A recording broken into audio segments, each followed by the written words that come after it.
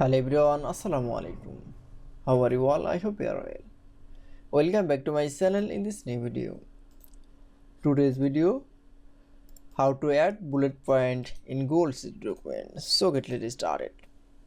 At first open your Google Sheet document. In this video, I will show add bullet point. Now select from a cell. Add bullet point list. Now keyboard press from an equal sign. Now type from a CHAR. Now for select. Now keyboard press from type 9679. Now press enter. That is.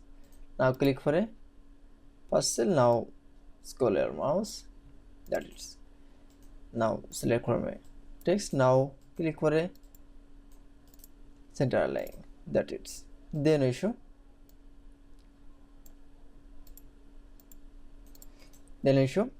Add bullet point in Google Sheets document is very easily. I hope to enjoy the video. Please like, comment, share and subscribe my channel. Thanks for watching.